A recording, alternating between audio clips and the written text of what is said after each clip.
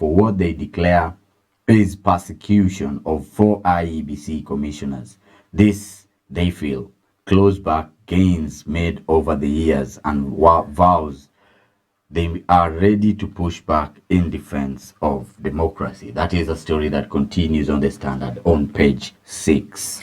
On the Daily Nation, the story that is making headline, it is Raila cornered, and this is whereby ODM boss meeting coalition governors today as he moved to avert implosion. And the reason on why Raila Odinga is meeting with these leaders, these governors today in Naivasha, and it is all about what he has been termed as man under siege. Man under siege. And this is governors pledging loyalty to President Ruto. Jubilee plotting fresh path away from Azimio. Risk of losing 2.2 million Western vote block. Kalonzo Oparanya pressure for 2027 support Uhuru. Silence amid implosion in coalition. Fight to save IEBC for and lack of job opportunities to absorb allies who failed in elections. It is a story that we shall find it on page 4 and 5 of the Daily Nation. And some stories are still making headlines on the front page on national news. It's all systems go as 3.3 million prepare to sit national exams. We wish you success. Success! And you know, on other stories, there is relief for Soy as court questions 15-year sentence. That is a story that continues on page 14 on national news. Why gender violence ends with you. That's a special report on the Standard. And actually, when you mention about that one, from today, we are kicking off on the 16 days of activism against gender-based violence. So the Lily 16 days the Lily of activism against gender-based violence. Yes, I am an activist against gender-based violence. Yes, and this is what has been. Msipige wanaume. Yeah, msipige wanaume na msipige wanawake. Let us move on together. Yes, so that is what is happening currently. For the next 16 days, tutakuwa tunapata such kind of special reports, special stories concerning gender-based violence. So again, and remember, this is whereby it is all a fight against GBV. We shall find that story on page 12 of the Daily Nation. Yep, and yeah, those are some of the stories that are making headline on your front page today on the Standard. And just to highlight on the GBV kidogo. Yes. Wanaume tunateseka. Wanaume tunajabasa. Unajua we are suffering in silence. GBV for 16 days. If you are a culprit, if you are a victim, if you know someone, please come out and talk. Tell us. Sisi tutaola vile ya kufanya. Kuna vile unapigwa na unajabasa.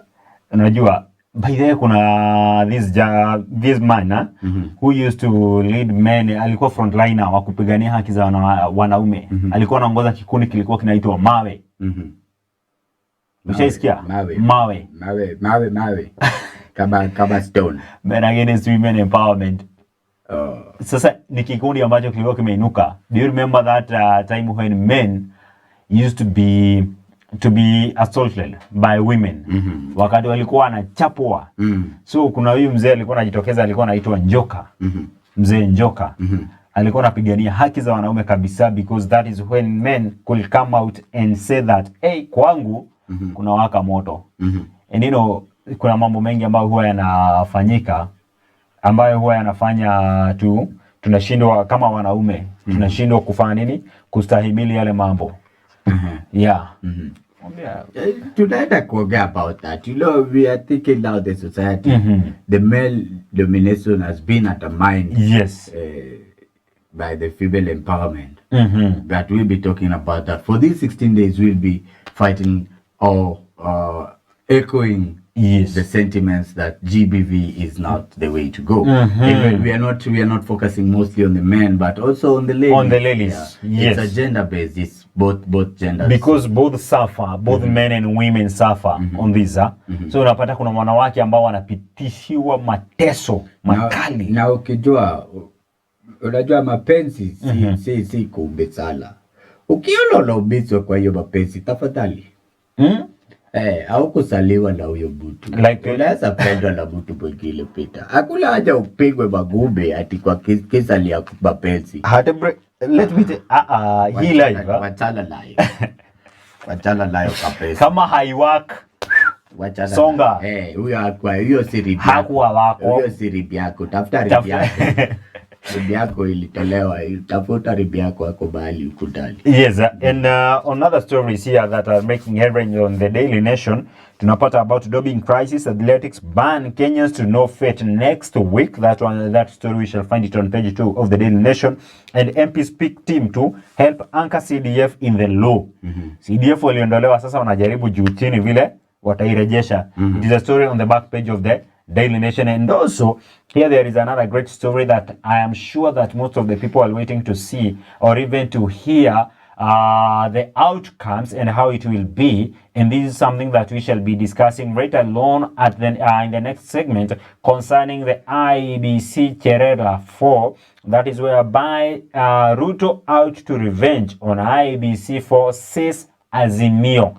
So this is whereby Azimio la Umoja One Kenya Alliance leader Raila Odinga has accused President William Ruto of being on a revenge mission and witch hunt against individuals who did not support its August 9 presidential bid, including election officials that rejected his win. It is a story that we shall be looking in depth in the procedures that have been set to remove this Cherera 4 in the office. That story we shall find it on the page 8 of the Daily Nation. And lastly, on this page, it is all about Africa giants Cameroon and Ghana beaten.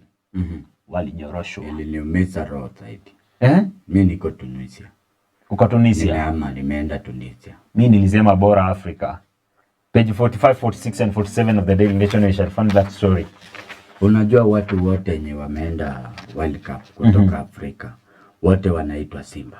Simba. Indomitable Lions. Sijui nini Lions. Nini Lions. Sasa hizi Lions zinapigwa kwa. Ni gani huwa inaitwa the Lions of Teranga? Hao pia wako. Ni kina nani hao? Ni wako. Sijui ni wakali kabisa lakini wako. The Lions of Teranga ni sijui ni hizo Morocco, Tunisia, watu kama hao. Siko sure about, lakini najua Indomitable Lions ni watu wa Cameroon. Indomitable Lions. Lakini wali lose match. 1-0. Wameanza vibaya. Walinyoroshwa na Switzerland. And today on the Standard, court rushes poll petition. A court has dismissed a petition contesting the election of Kimilili Member of Parliament Didmas Baraza. That's a story that continues on page 8. Aspirants rush to replace Duo. The race to succeed former Elgeyo Marakwet Senator Kipchumba Murkomen and former Kandara MP Alice Wahome has intensified. That continues on page 25. MP revive to split Safaricom. MP revives bid to split Safaricom. Communications hizi vitu ya SSB inanisumbua. Ndio kwa maana hata wasitaki kuongea Kiswahili juu Kiswahili yangu hata litaka itoke mufti aje. Inakataa. Communication service provider Safaricom could be forced to break off M-Pesa from its core business if a new bill is passed into law. That is on the business side, that business page on 28. Then on to the world news. DRC ceasefire begins today. Leaders called for a ceasefire to take effect today in Eastern Congo following a summit in Angola on Wednesday where they talked about a ceasefire.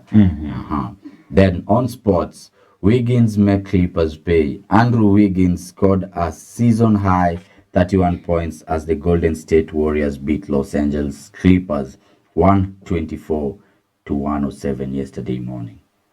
Yeah. And that is what you have on that page. And on this Daily Nation here, it is kind of a story that we had yesterday concerning the doping.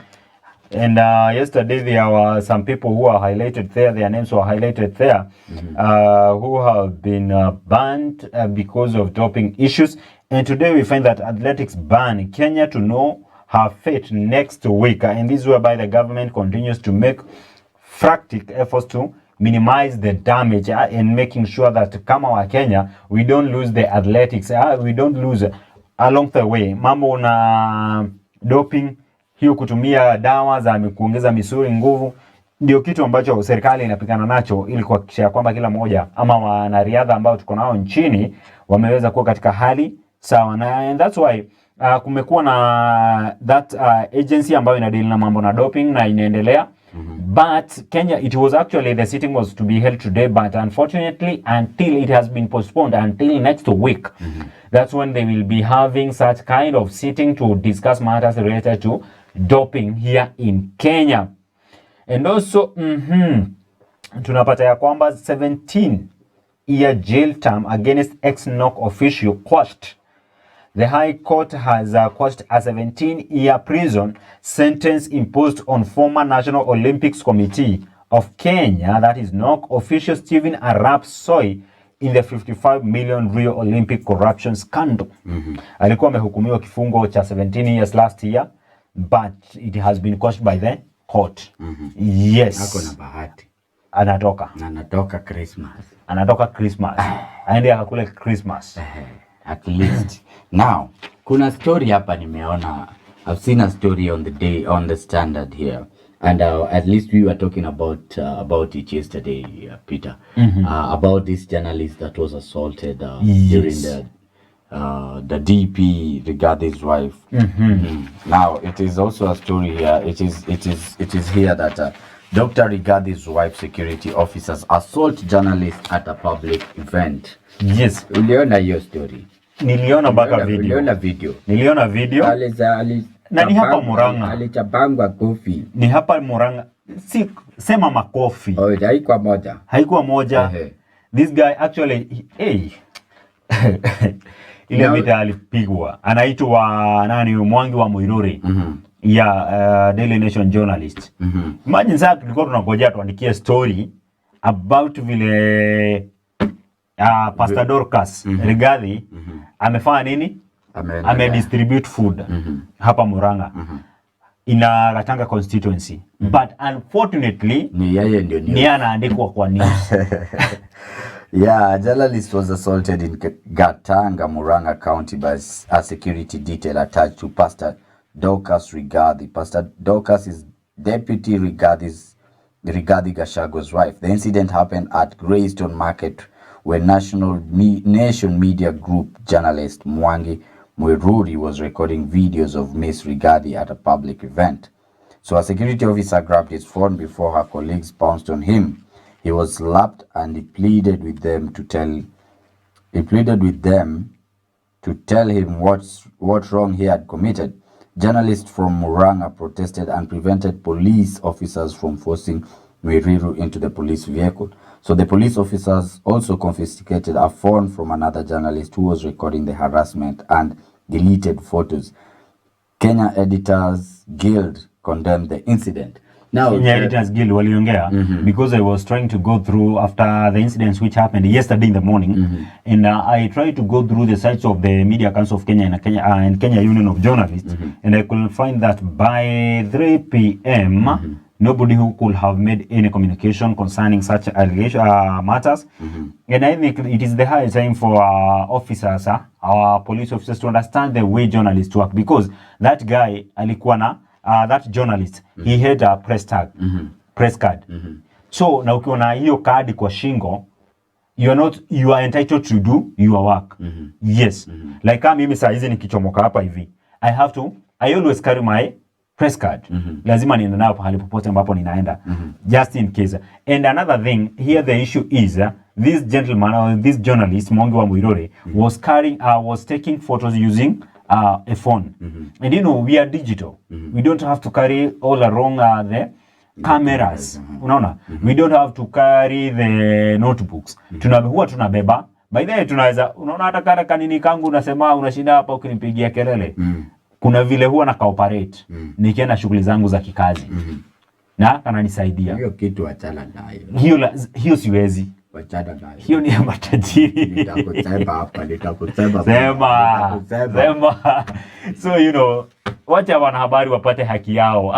Actually And if you look at the story, they're saying that there was this assaulted journalist that was Mwiruri, and then there was another journalist who was taking the action when he was the video we saw. The story here tells us that they also confiscated his phone, but the story had gone out already. Yeah. So I think we should be more careful as journalists as much.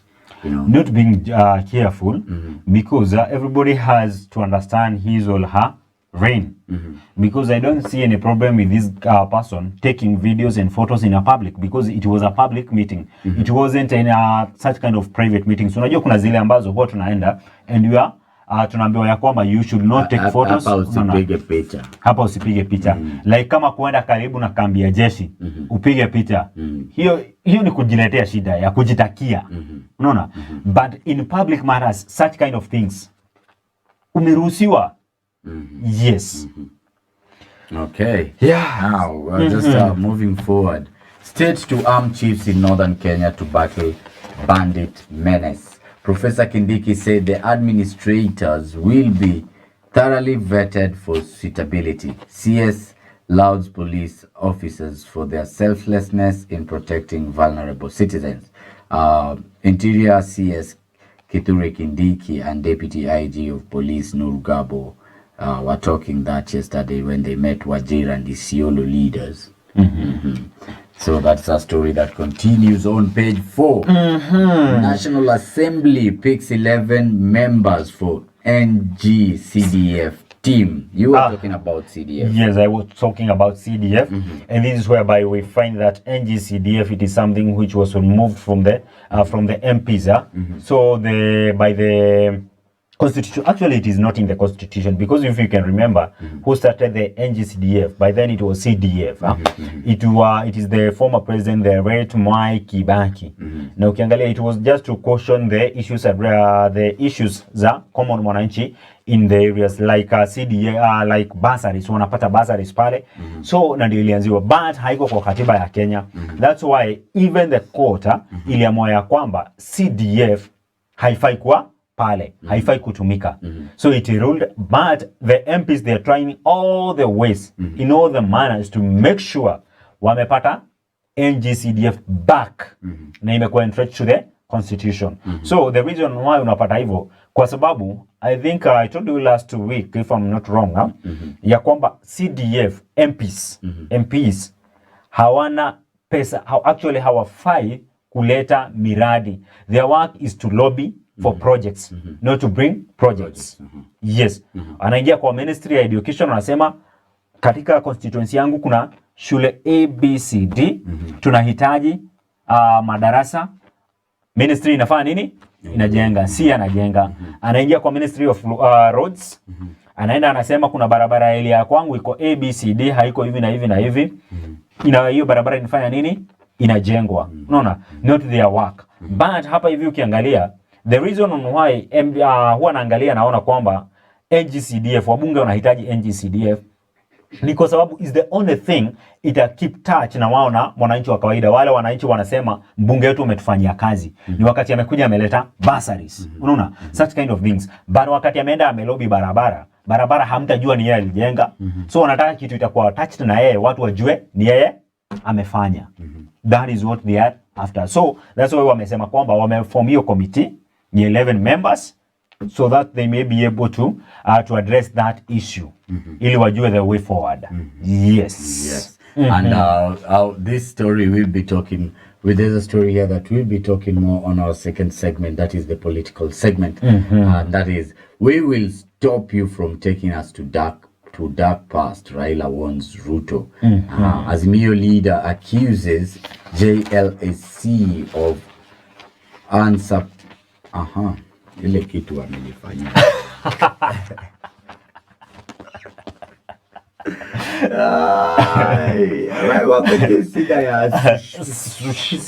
Sijui litafanya aje. Hata sitaki kuongea Kiswahili. English kabisa. We will stop you from taking us to dark past, Raila warns Ruto. Azimio leader accuses JLAC of aspiring role of tribunal meant to probe IEBC officials. Leaders fault Ruto for introducing unpopular policies like GMO food. So we'll be talking more on that story on on our second segment. Yes, about the Cherera 4, because it's a story that takes the whole of page 6. They say Cherera 4 say committee lacks jurisdiction to hear petitions on Ulster. Yes, that's a story that we'll be dwelling in more on our second segment. Then on the Daily Nation, we find a story concerning the Pangani's brutal crime buster Rashid to be charged with murder, IPOA says. And this whereby after 5-year reign of terror characterized by shooting of suspected criminals, one of Kenya's most controversial police officer, Ahmed Rashid, is set to have his day in court. Rashid, a sergeant attached to Pangani Police Station in Nairobi, who has for years ran one of the most feared crack units in Kenya, will soon be charged with murder, according to a police watchdog. So hao ni watu wanaitwa IPOA. So hao ndio huwa wanadili na mambo na polisi, wanachunguza maafisa wa polisi wakati wamehusishwa na visa vya mauaji ama visa vingine vya utovu wa nidhamu. So and that's why they have decided that they have come to the conclusion that Rashid, who is a sergeant attached to Pangani Police Station, will be arraigned in court. Yes, then on the same page, kuna story mbili hapa. It is all about health and power. So when we talk about health, here we find that Kemri imesema ya kwamba polluting cooking fuels kill 23,000 annually. So watu zaidi ya 23,000 hukufa kila kutokana na polluting cooking fuels. Yani Kiswahili yako goja kwanza wewe. Kiswahili yako ni kama tu yako. Hata kama unalicheka unafanya yangu iko na shida gani? Kiswahili yako yako ni shnash. Umesema watu ishirini 23,000 wala watu 23,000 wanafanya nini? Huwa wanakufa kila mwaka. Sasa Waswahili, watu 23,000 wanakufa ama wanafariki? Kuna kitu kinaitwa kisawe na kitate. Wachana nayo. So hapa ndipo nakuelezea kwamba about the kerosene and biomass are major household air pollutants. So when we talk about kerosene, mafuta taa, na biomass ni vitu kama biogas, anything ambayo inatoa moshi. So unapata such kind of things, such kind of fuels zinaleta vifo. Unaona? Such that kwa wale watu wanatumia stove, you are in danger. Let me say so. You are in danger. Kwa sababu huyo nakala ka stove, hata ukikuja hivi, ukipita mbele ya watu baka unaibika. Stove. Umepika na stove. Lakini hako kamoshi baka kamejishikilia kwa nguo. Unajua we stove wachana nayo. Stove is very dangerous. Unajua ile stove yenye uko nayo haujui ile kitu ya kuziba ya vitabi haisuki. Ukipika hapo unachukua maji, unachukua maji unaichapa toka tena unaona inasiba, unaongeza maji. That is danger. Alafu you're putting your life in danger. Ile baki hapo. Najua watu wengi wanatumia stove, ile kitabu inakataka kurudi chini. Haba ile kitu inatoka.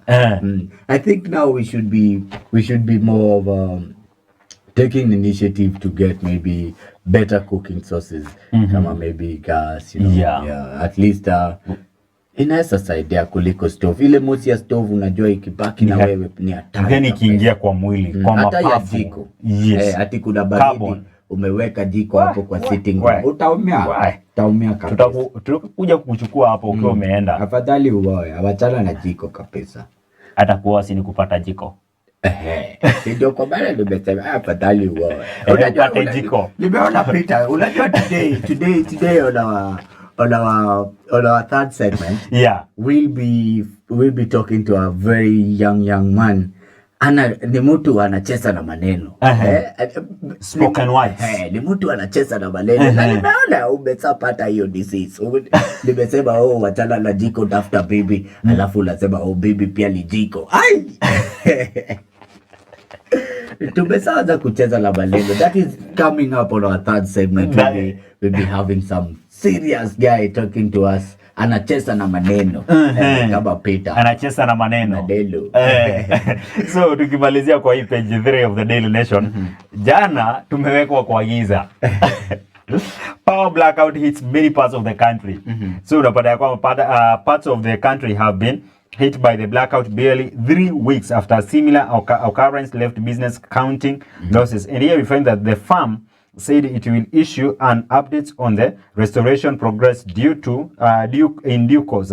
The blackout follows the power outrage that hit Nairobi, Mount Kenya, and coastal regions early this month. Kenya Power attributed the blackout to a system disturbance. Jana walitufanyia hiyo kitu. Jana sijui, I don't know if within your areas you guys had lights from around 2:33 to up to around 6-7. Tulikuwa kwa blackout jana. Giza hivi. Giza totoro. Tororo ama totoro. Totoro. Giza totoro. Yes. La vua gubi. Mvua gubi. Wachana Kiswahili na hivi. Unapoteza watoto na wanaenda kufanya KCPE. Mvua lilili. Mvua haina nini? Haina hiyo kitu. Kama nilijifunika gubi. Nililala 4. Mvua ilifanya nini? Ilinyesha. Aje. Hakuna kitu hapo. Kama niliingia kwa maji chubui. Ndio hiyo. Sasa mvua ilinyesha. Hakuna kitu kama hiyo. Ai, Waswahili, mlisaidie. Najua mvua ilinyesha. Nitaenda kwa Mswahili mwenzetu. Nimuulize. Some stories here on page 8 are still on the national news. Court dismisses election petition against Didmas Baraza. That's a story that continues on page 8.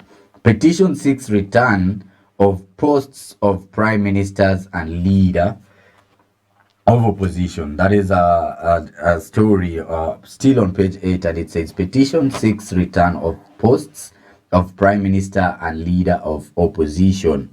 Now, there's a story here. As tulianza kuambia watu ambao wanaenda kufanya mitihani, tulikuwa tunawaambia success. But success kwa Kiswahili ni nini? Success. Tunawatakia mafanikio. Success ni fanaka. Haina jina moja. Ni fanaka. Heri ya fanaka. Fanaka ya heri ya fanaka. Heri ya fanaka kwa wenzetu. Ndugu zetu. Ndugu na madada zetu si ndugu na madada zetu. Ndugu inasimamia dada na kaka. Jinsia zote. Okay. Ndugu ni moja. Wacha lianze. Heri ya fanaka. Hapana. Tuwatakia fanaka katika mtihani ujao. Wala uwegezi heri. Heri iko. Heri ni nini? Heri ni heri. Heri ni heri. Wish. We wish you. Heri. Heri ya Krismasi. Sasa heri ya fanaka. Haya, sawa, tuendelee. Heri ni director wangu anasema heri ni luck. Okay, bado ni luck la fanaka ni sawa. Tupoteze tu. Mimi kama mimi ningependa kuwa si wewe unaongea. Ningependa kuwa wish heri ya fanaka katika mitihani yenu, na tunawaombea kabisa. Na tunapowaombea tunatumai kwamba mlisoma, na sasa ni wakati wa kupanda mbegu. Kupanda mbegu. Kuvuna watavuna saya results. Saidi saya kupanda mbegu, wole ikibea tutatoa kwa results. Fanaka ya heri from us. We wish you success, our dear brothers and sisters.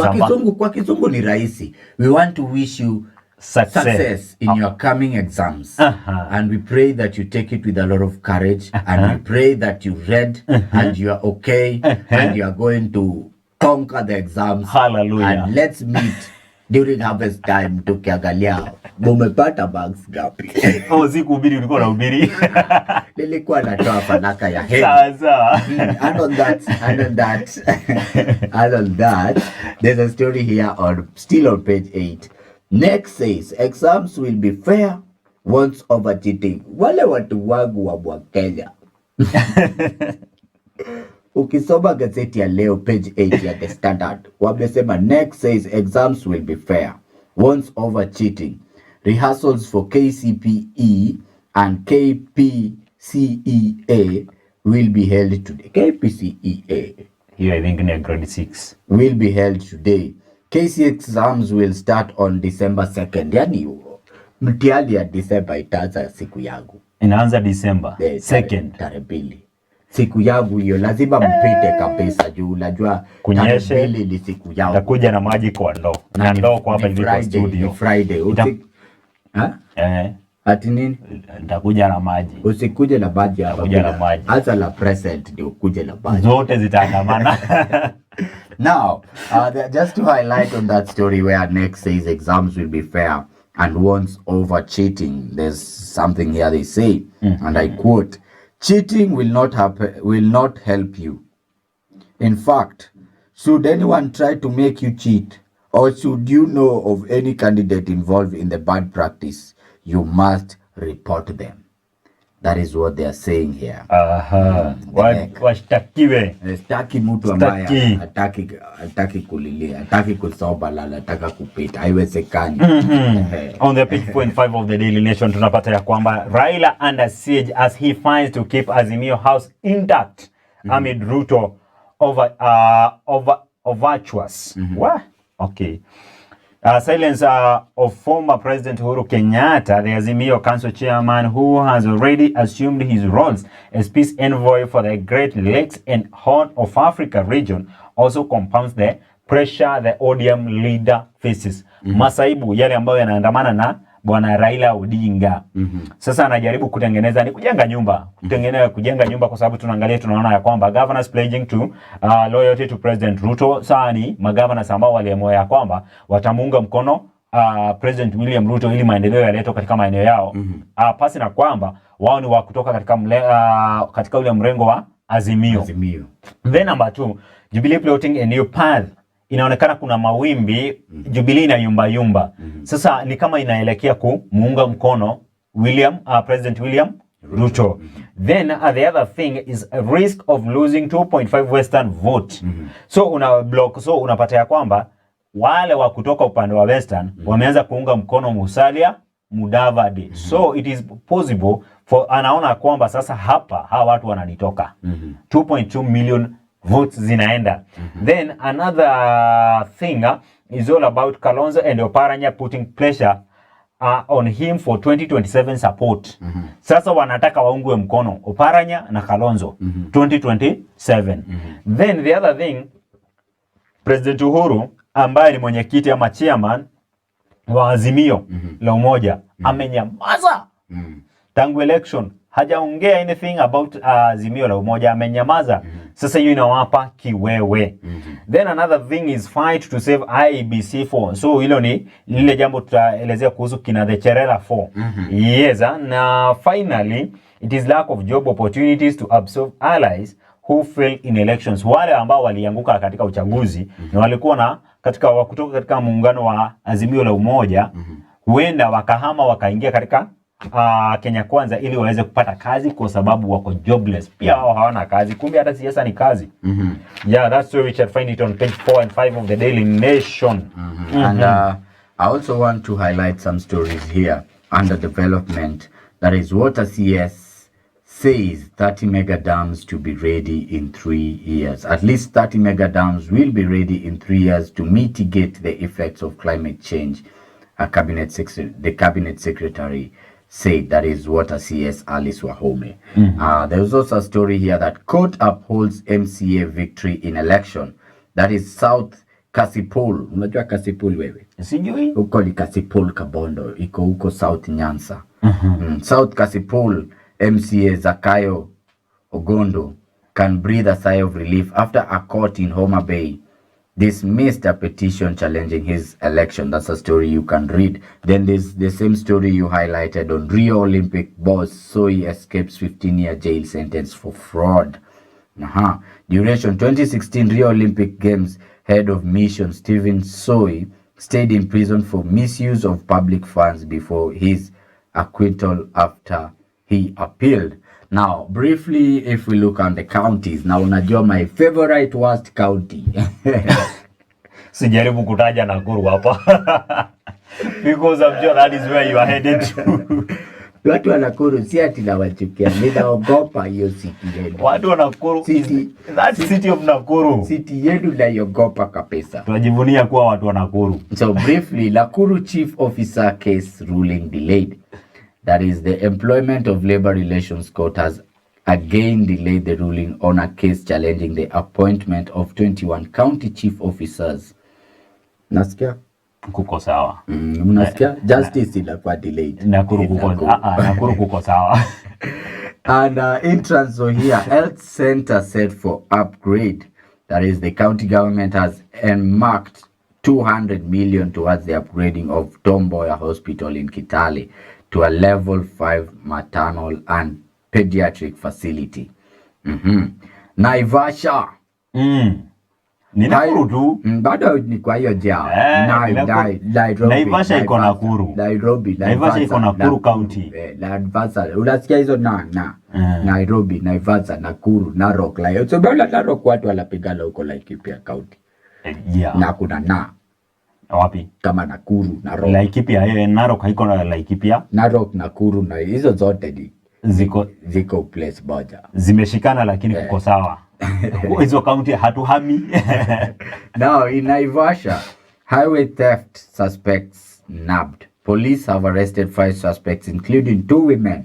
2 women walaipa watu kwa highway. Police have arrested 5 suspects including 2 women believed to be behind highway robberies on the Naivasha Mai-Mahiu Road. The 5 were arrested after a month-long investigation. The police also recovered 2 lorries that had been reported stolen while en route to Tanzania. A manhunt for 3 other suspects has been launched. Kumbe gari yangu ikepewa liitafute Tanzania. Inaenda Tanzania. But hiyo area ya Mai-Mahiu, Naivasha Mai-Mahiu Road, kumekuwa na such kind of cases quite for a period of time. Yeah, si mara ya kwanza nimesikia cases kutoka eneo hilo na ni kwa watu wa madereva ndio wanaibiwa. So yeah, the police officers, they are doing the good job kama wameweza kuarrest. Yes. Police officers kwa kutusaidia kwa hiyo barabara.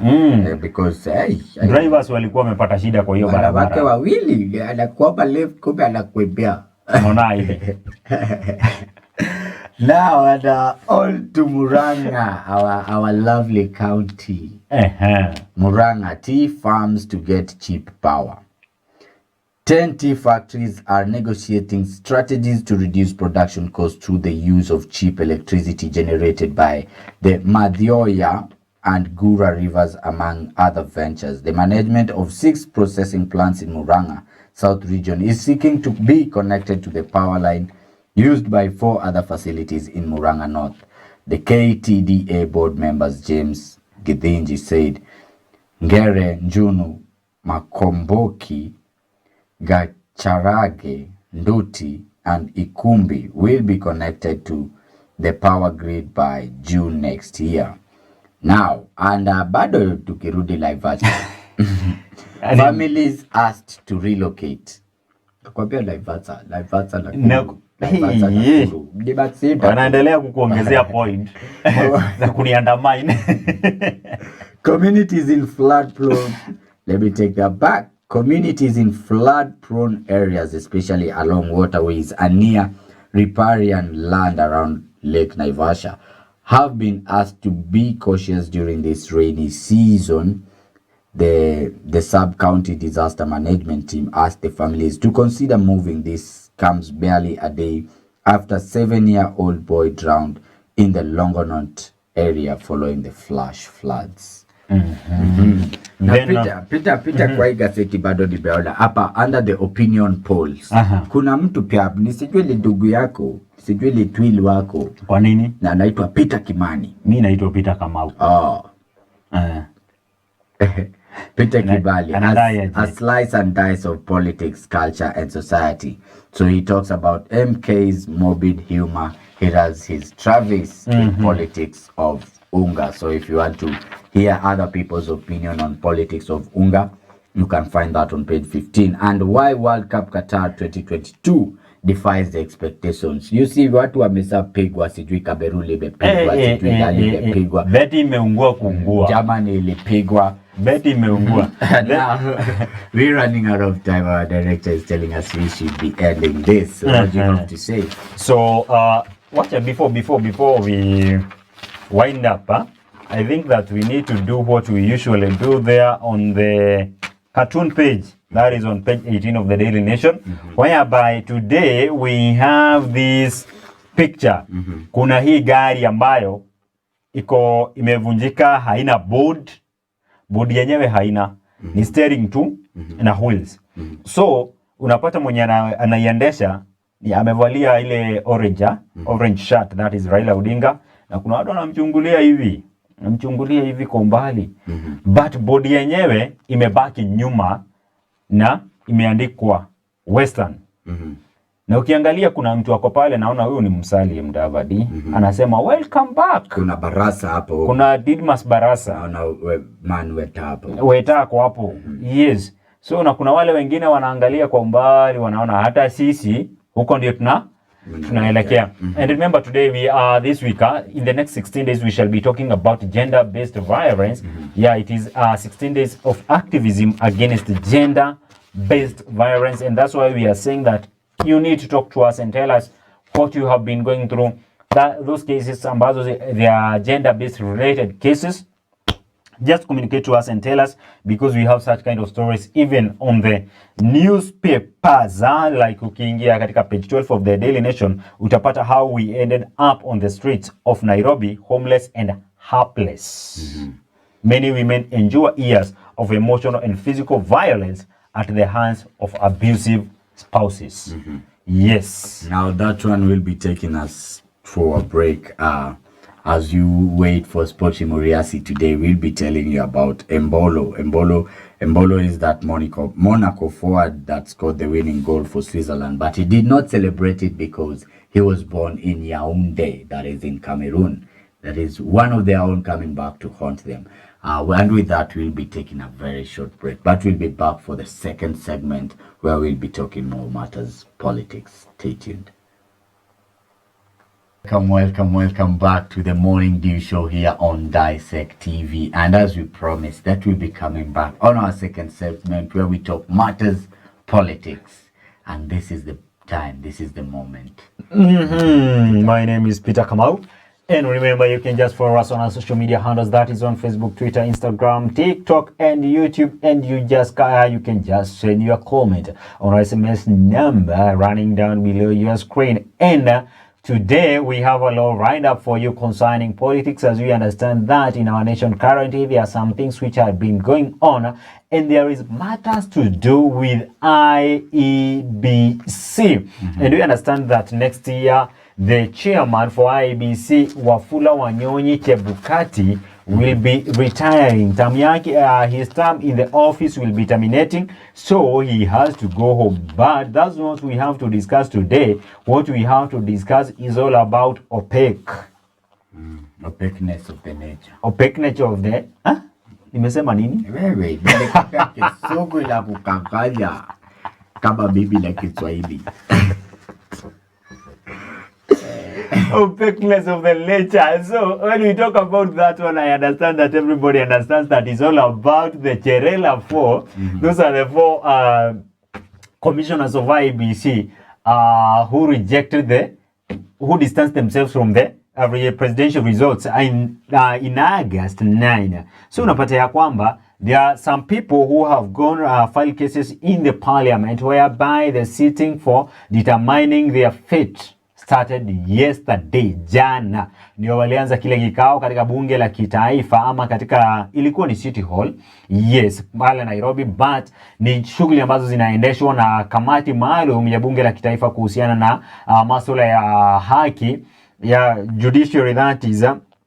So, and that's what we shall be looking at. Na tunaangalia ni mstakabali ama mambo ambayo yaliyoko kwamba kuhakikisha kwamba hawa watu wanafaa watolewe ofisini au wasitolewe, na pia vile vile tutakuwa tukiangalia na kutathmini hali halisia kutokana na wao, iwapo wataweza kutolewa ofisini, ni yapi ambayo tunafaa kutarajia kutoka kwao, na iwapo hawatatolewa ofisini ni kwa nini, ni vigezo vipi ambavyo vimewekwa ili kujua ya kwamba iwapo huyu mtu yuafaa kutolewa afisini au hafai kamwe kutolewa afisini. This person should remain in the office and he or she should not remain in the office. And also, who are these people who will be determining this? Because there are many people, there are many entities who will be that will be involved in this scene. The whole of this scene will be determined. And the Cherera 4, they have been cautioned, or even they have been told by the Azimio la Umoja One Kenya to fail not to present themselves before the committee. Kikao kilianza jana.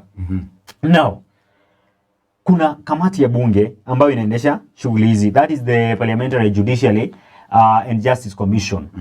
The inaitwa not Justice and Judiciary, inaitwa Justice and Legal Affairs, JLAC. Ndio inaendesha shughuli hizi. Na unapata ya kwamba the Cherera 4, you can just there is kuna majina yao hapo, wakianza na the chairperson, the vice chairperson ambaye ni Juliana Cherera. Cherera mwenyewe hapa hivi utapata ya kwamba baadhi yao walikuwa wanne. Kulikuwa na Juliana Cherera, kuna huyu mwingine alikuwa anaitwa nani, Masit Wanderi, kulikuwa la Wanderi, kula Cherera, kula there is another person, Justice Nyaga. Yes, Justice Irene Masit. Hao ndio walikuwa pale. And you remember walijitokeza wakaenda wakasema ya kwamba hawahusiki, hawakubaliani, hawahusiki la kinachoenda kutakaswa, hawahusiki na hicho kisichowahusika, kisichowahusisha. Wewe Kiswahili haujui. Faith Riziki, come on board. Kisichowahusisha, yani Kiswahili. Okay, so kwa sababu ya for them distancing themselves from them results, that's why they will be this petition has been filed in the parliament ili kuweza kujua ni hatma yao. Hatma yao. Yeah, na shughuli hizi zote you find that in this process it will take long because it will take 4 days and 4 days end within a span of 14 days from last week when the petition was filed. The commission, this committee ya bunge inafaa yamwe imefanya uamuzi. Na kuna ule uamuzi ambao inafaa ifanye within 14 days. So by next week, maybe most probably on Thursday, Friday there, tutakuwa tukijua ya kwamba this is the way forward. Na sione kama Kilambo si kitu ambacho kitafanyika for those 14 days then tuishie hapo. It will take long. It will take long. Kuna mambo mengi sana ambayo yatatendeka pale. Kuna shughuli nyingi ambazo zitakazoendelea pale. So you can just take us through the removal of IEBC commission from the office. Now, these are, I think, reasons for removal from office under the Article 251. Sasa ukiniongeleza niite lawyer Kilambo. Nimesaidia kwa babo ya polia ya law. Reasons for removal from office under Article 251 of the Constitution. Serious number 1. Serious violation of the Constitution or any other law. That is the first reason for removal of a commissioner from office. Ati wapo ama hizi ni sababu ambazo zinaweza fanya mtu aweze kuondolewa afisini. Moja wapo umesema ni ya kwamba ni serious violation of Constitution or any other law. Kuweza kuhujumu katiba, ukikiuka sheria na katiba. Sheria na katiba. So kumaanisha ya kwamba iwapo hawa watu walikuhusika na mambo ya kukiuka katiba, because I think it is one of the reasons, kulingana wale ambao walifile petition walizungumzia hilo, wakasema ya kwamba that is one of the things ambazo ziliwapelekea kufanya nini, wameamua kufile petition kwamba waliweza kukiuka sheria na kwenda kinyume na katiba ya nchi ya Kenya, si katiba nchi nyingine ya Kenya. And the second one is contravention of chapter 6 Sasa hapo chapter 6. So wakati unazungumza about chapter 6 of the constitution, we talk about integrity. Unaona? So kama if you don't have that character of integrity, umeamua kwamba hutaweza kuwa mwadilifu. Mtu mwenye maadili mema, mtu mwadilifu. So unafaa utolewe afisini. But kwa hizo petitions hakuna pahali nimekutana na, I don't know whether it is there, but hakuna pahali nimekutana na such kind of violation. Yes. Now, another thing yenye iko hapa. Gross misconduct. Gross misconduct. Yani mistake kubwa zaidi. Makosa. Kabisa. Sijui tuseme makosa ya jinai. Kosa la jinai. Kiswahili la kuchanganya wewe. Gross misconduct can also lead to the removal of IBC commissioners from office. So, if at all, I think if it is proved that there was gross misconduct among them, then that can be a reason for them to leave office. Yeah. And it is very peculiar that at a time where the Chebukati and his 3 other counterparts that are supposed to, the term is ending January. Yes. Yet we have these other 4 people who are now fighting to retain their jobs. Ndivyo ndio maisha inakuwa. Maisha ni hivi, ukienda hivi kuna mwingine mnapitana naye kwa njia. Na watu wanapanda, watu wanachuka. Hata ukipendwa kwa relationship. Usiogope kuachwa. Nisiogope kuachwa. Nikuwe ready. Nyumba lazima ibomoke ndio ujenge. Hiyo nyumba moja ikikuwa hapo hautajenga ingine. Wacha hiyo ibomoke ujenge ingine. Now just to continue on removal, if you're joining us right now, we are talking about the IEBC and on what basis, on what grounds would the IEBC commissioners be removed from office, and that is physical or mental incapability. Yani ijulikane amepatwa na ile shida ya kimawazo, kiakili. Ningependa kuuliza, ukisema physical or mental incapability, hiyo inaweza fanya utolewe kwa ofisi? Yes, kwa sababu kuna mambo ambayo kama ni mambo na mental, mambo ya kiakili, kuna zile shughuli ambazo unapaswa kufanya, lakini kabisa hawezi. Unaona? Na napenda sana usisitize hapo kwa physical labda ni wakati umekuwa mgonjwa kiasi cha kwamba hata kwenda katika vikao huwezi kufanya uamuzi wa aina yoyote pale. Umegonjeka kiasi cha kwamba wakikuangalia hivi hauwezi endelea, labda kuna maybe umekuwa disabled, ina maana that hauwezi jiendeleza shughuli za kikazi. Unaona? Kuna zile shughuli lazima ukuwepo, lazima ukue pale kila wakati. So iwapo wanaangalia na kuona ya kwamba kabisa hawezi, hapo you are entitled to be removed. Yes. Now there are two other reasons why that can guarantee removal of the IEBC commissioners from office, and one of them is incompetence. Incompetence. Now I think this is whereby if you are not really up to the task, if you're not giving us results, if you're not bringing up your A game at your workplace, then that can be a reason that can lead to removal of the commissioners from office. And lastly, it's bankruptcy. Ufujaji wa mali ya umma. Kufuja.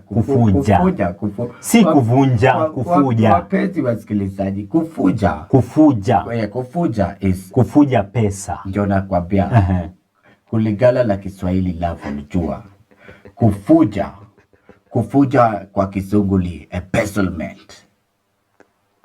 Umefuja bali ya umma. So bankruptcy, embezzlement. Bankruptcy ni umesota hauna pesa.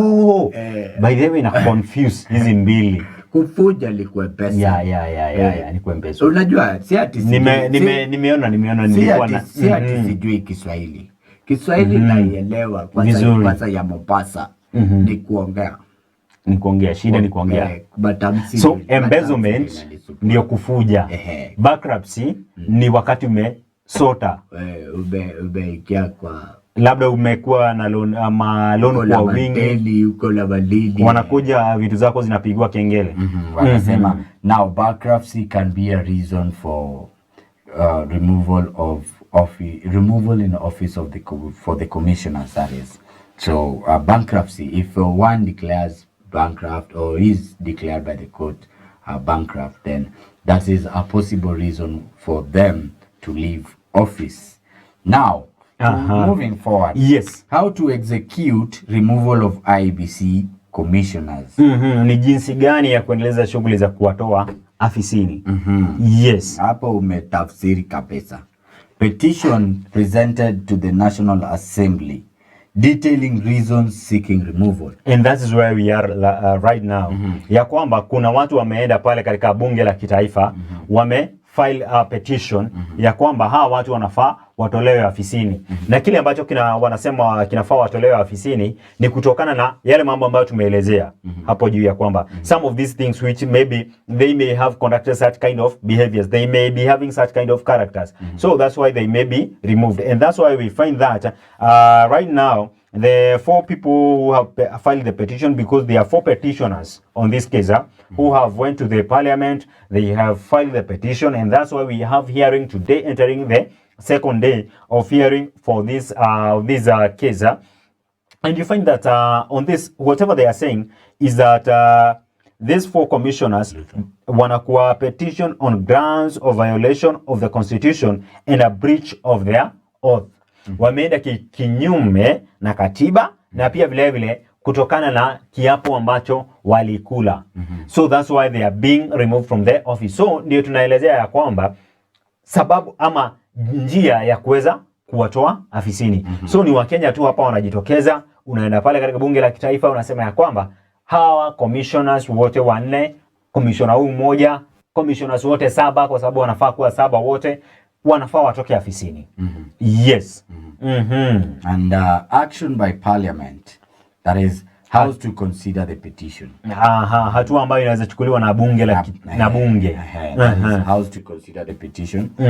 Upon the house satisfaction that the grounds are sufficient for removal from office, parliament shall forward the petition to the president. So sasa hapa ni pahali ambapo these people ama the members of this committee ambayo inadili na mambo na haya mambo ambayo ni National Assembly Justice and Legal Affairs Committee ambayo inashughulikia mambo haya, after hearing reasoning from various petitioners, hawa wamekuja wamejitetea mbele yao, so they have to forward the wakiangalia wapige msasa tu, waangalia waone ya kwamba these people they are supposed to leave the office. So ama tukiangalia tukifanya uchunguzi wetu, these people wamefanya makosa fulani. They have violated the law in this and this and this manner, so they don't deserve to be either in the office or even they are supposed to remain in the office. Wakiangalia waone hawa watu wako sawa kutolewa afisini kwa sababu hizo ambazo tumeelezea za kwanza.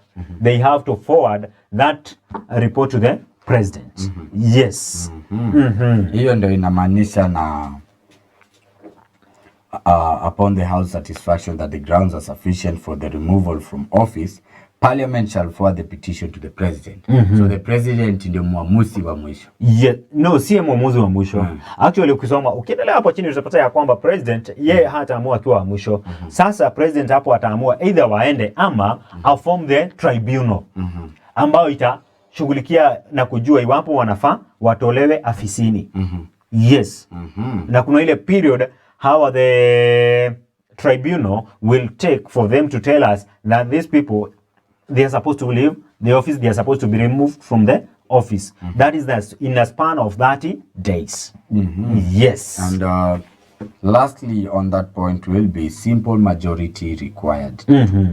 So kwa ile committee wakati wanashughulikia ile kesi, the simple wana vote. So after voting and the simple majority, if the ayes have it, ni hivyo. If the nays have it, ni hivyo. Okay. Yes. Now, possible actions by the president. So we are taking you down this road so that you be able to know the reasons for the removals, for removal from office under the Article 251. And we started with telling you, highlighting the reasons why the reason that might lead for a commissioner to be removed from office. And we've told you things like serious violation of the constitution or any other law. Then there was contravention of chapter 6. Then if there is gross misconduct, physical or mental incapability, incompetence or bankruptcy. Now, we also moved on to how to execute removal of the IEBC commissions, Peters. Yes. And we said petitions presented to the National Assembly detailing reasons for seeking removal. So hapo ndio Peter ametuelezea kinaga ubaga kwa ndani zaidi akituambia the commission that imewekwa they'll come out and bring in the detailed reasoning of why they are seeking to remove these commissioners. Now we went ahead and we are looking at action by Parliament, and here we've said that House to consider petition. That is the first thing. So they look at the petition to see what really is happening. Then upon the House satisfaction that the grounds are sufficient for removal from office, Parliament shall forward the petition to the President, where Peter has told us that the President is not the last say. Yes, but he's part of the process. Then the simple majority required to do that. So the commissioners themselves, not the commissioners, rather the committee. The committee themselves will have to vote, and depending on which way the vote goes, then that is how it will be. Now, we are at a point where we want to discuss possible actions by the President. Hatua ambazo rais anafaa kuchukua after report imekuja kwake. Possible actions, zile hatua ambazo rais anaweza kuchukua kulingana na petition, ile ripoti ambayo amepokea, kulingana na ripoti aliyopokea. Nusamee Kiswahili yangu. Now, the first thing that the first possible action that might be taken by the President would be, may suspend the commissioner pending the outcome of the complaint. So the commissioners might be suspended. But I thought that at some point they were suspended or something. No, they have not been suspended. They have not been suspended. And but there was a time we were saying that if at all they are suspended, they still have they have salary. Yeah, they still have their half salary, and they still have their packages like that one. Yes, if they'll be suspended from the office, so that's when they'll be. They still have these kind of salary. So and everything what they have been earning, they'll be having half of it.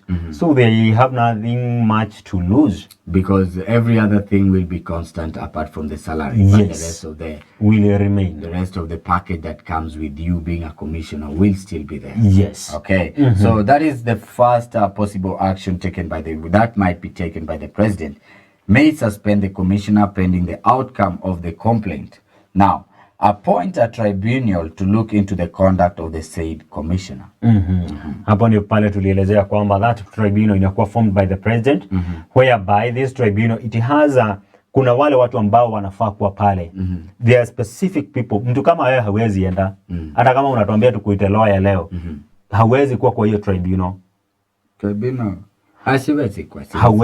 Hawezi kuwa kwa hiyo tribunal. So what we can here, the tribunal formed, it is a group of people who will discuss waseme ya kwamba hawa watu waende ama wasiende. Then this tribunal it go through, it take the process will take 30 days to determine the fate of these people. Now whether they will be removed out of the office or they will be retained. Yes. And ingine hapa yenye president atachukua ni, the President can act on recommendations from the tribunal within the 30 days after receiving its report. Yes. Sasa hapa after ameform the tribunal, wanaleta report after 30 days. So kama hiyo kitu, so okay, if they'll have to this parliamentary committee, it forward those names to the report to the President. The President amua kuform tribunal. So expect this case to go further until January. Yes. Okay. And The tribunal now, apart from the possible, those are some of the possible actions that the president might take. That is, may suspend the commissioners pending the outcome of the complaint, appoint a tribunal to look into the conduct of the said commissioner, and lastly, act on recommendation from the tribunal within the 30 days after receiving the report. So within those 30 days that the president has received the report, he can act on it just within the 30 days. I don't know what really happens after the 30 days. Sasa hapo ni kujua sasa kama ni kuenda ama ni kubaki. Sasa huo ndio uamuzi wa mwisho kabisa. Okay. Yes. Now moving on, the tribunal composition. Now, wale watu ambao wanafaa kuwa kwa hiyo tribunal, ndio nimekuambia si kila mtu anaweza kuwa pale. Not everyone who can fit there. Yeah, there are special people with special skills, special profession backgrounds. Yes. Now, the tribunal commission chair, huyo ni mtu wa kwanza. Mwenyekiti. A person who holds or has held office as a judge or a superior court. So when you talk about superior court, si mtu hivi either ashaikuwa judge ama ashaifanya kazi katika mahakama superior, that is mahakama makuu. Si mahakama makuu. Mahakama kuu. Hapana. Mahakama kuu ni high court. So maybe either Supreme Court ama Supreme Court of Kiswahili ni nini? Mahakama ya upeo. Na mahakama makuu. Mahakama kuu ni high court. Mahakama ya upeo. Mahakama ya upeo. Yes. Supreme Court. So the judge anafaa kuwa either ametoka Supreme Court ama Court of Appeal. Yes, okay. Mahakama ya rufaa. Mahakama ya rufaa. Alisaidia. Now, members, at least 2 persons qualified to be high court judges. Katika after the chairman. Who is supposed to be holds office as a judge or a superior court. Now, the members, at least 2 persons qualified to be high court judges. Sasa hao ndio kutoka mahakama kuu. Hao ndio mahakama kuu. Okay. Yes. Then lastly, 1 member qualified to assess facts in respect to the grounds for removal. Sasa kama unaelewa sababu yes, akona ushahidi. Okay. Akona ni mtu ambaye akona ushahidi, anaelewa vizuri sababu ya kutolewa kwa ofisi. Hebu 1 member qualified to assess facts in respect to the ground of removal. Anaweza fanya ni udadisi. Anaweza dadisi na kudadisua. Bastaka. Tuliambiwa hapa. Anaelewa hayo mambo ili aweze kufanya nini? Yule anaelewa mambo kwa undani. Na anaweza chunguza, mtu anaweza fanya anaweza chunguza na tathmini. Tathmini ya mambo hayo bila kuwa na ubaguzi. Now, as we end this segment, kuna benefits of commissioner while suspended. What we were talking about. Wakitolewa zile faida bado wataenda nazo. Kuna zile faida wataenda nazo. Zile wanaendelea kusikia raha. And 50% of their pay every month. Nusu ya salary. Kama analipwa 100,000, analipwa 50. Anakula 50 na haendi kazi. Simlipe hiyo kazi na mnitoe. And 50% of their pay plus the benefits that come with holding the office. So benefits, the only thing that is subsidized is the salary. The salary. That is, they get half. If you're getting 100,000, you'll be getting 50,000. But constantly, the benefits that that come with holding the office, kama Cherera, maybe akona driver, yes, vice chairperson wa IBC. Atakuwa na driver wake hapo, atakuwa na bodyguard wake hapo. Kama akona compliments mahali zitaendelea tu. Pesa tu ita reduce. Hakuna kitu kubwa. Kama tuseme wewe ndio ungekuwa deputy unakula 500, sasa umekata nusu 250. It's mbaya. Bora kwa payroll. Yeah, but this has been our time on the political segment, but you can still see that story on the Standard. It's on page 6. And still we have it on the Daily Nation on page 8 of the Daily Nation. So you can read through that and see more on it. That so far that has been our time on the political segment. Uko na nini ya kusema Kiswahili? Mimi kile ambacho niko nacho cha kusema ni kwamba sina maoni kufikia sasa. Tunarejea baada ya muda usiokuwa mrefu. Yes. Na tunarejea na kijala barobaro, kijala bala, cheza la maneno. Yeah, you don't want to miss this because you're bringing the house. Kuna kitu jana, there is a certain day. Jana nilisikia ukisema certain tongue twister. The lily. The which? Which. Mjua hapo kuna witch ametaja na ametaja which. The witch. Ninasikia zote anasema which. The which. Hasema hivi kwa sababu ni kuplay na maneno. A mathematician can mathematize mathematics mathematically. Why can't I mathematize mathematics mathematically? Kwenda nyumbani. Si nyumbani, break. We'll be seeing you after the break. La mathematician. Which. Don't go too fast, stay tuned. We'll be coming back after the break.